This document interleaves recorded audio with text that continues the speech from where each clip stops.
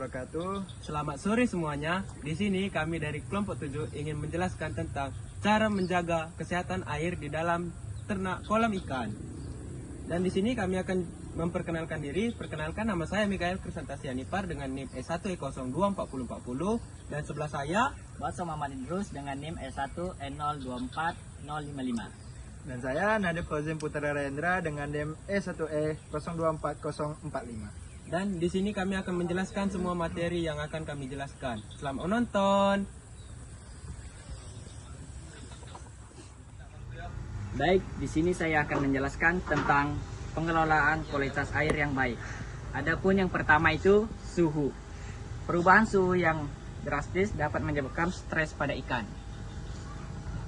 Yang kedua itu oksigen terlalu, tingkat oksigen yang cukup untuk pernapasan ikan. Contohnya oksigen seperti ini ya. Yang ketiga itu pH. pH air yang ideal bervariasi tergantung jenis ikan, namun umumnya berkisaran 6,5 sampai 8,5. Yang kelima itu amonia dan nitris. Senyawa ini bersifat toksis bagi ikan dan dihasilkan dari sisa pakan dan kotoran ikan. Adapun yang keenam, kejernihan air. Air yang keruh dapat menyebabkan pertumbuhannya alga dan bakteri yang berlebihan. Contoh air yang tidak jernih itu seperti yang di sana itu.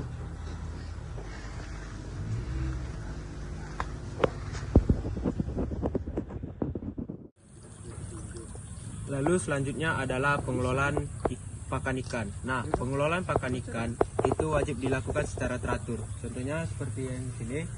Nah, jika pengelolaan pakan ikan itu tidak dikelola secara teratur, maka akan datangnya pertumbuhan dari nitrat maupun bakteri.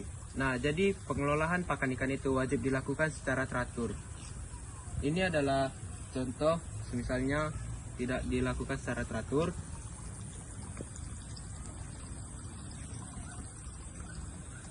Dan ini adalah contoh jika dilakukan secara teratur. Oke, selanjutnya akan dijelaskan dalam waktu kisar berapa menit ya? Semenit lah ya. Tunggu ya. 1, 2, 3. Selanjutnya itu adalah kebersihan kolam. Nah, kebersihan kolam itu wajib juga diapakan secara teratur, dibersihkan secara teratur. Jika tidak teratur, maka kolam akan bertumbuhan alga dan juga bertumbuhan banyak sekali bakteri. Nah, ini adalah contoh kolam yang tidak dibersihkan.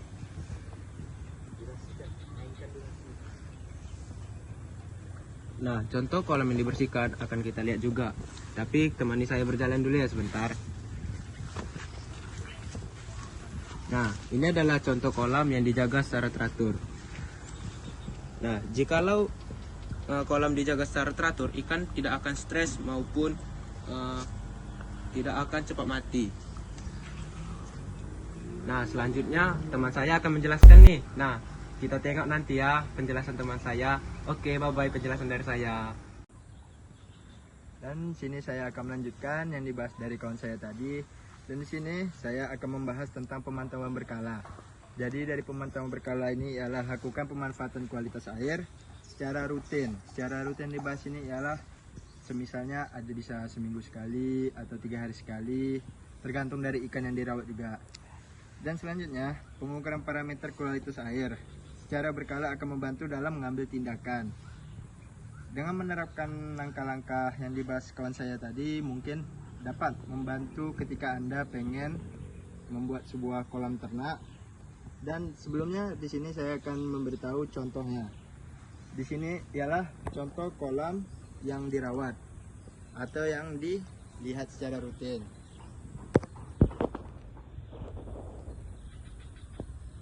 Dan sedangkan di sebelah saya ialah pemantauan yang kurang rutin, yang mungkin karena belum jadwalnya, jadi ya beginilah kondisinya.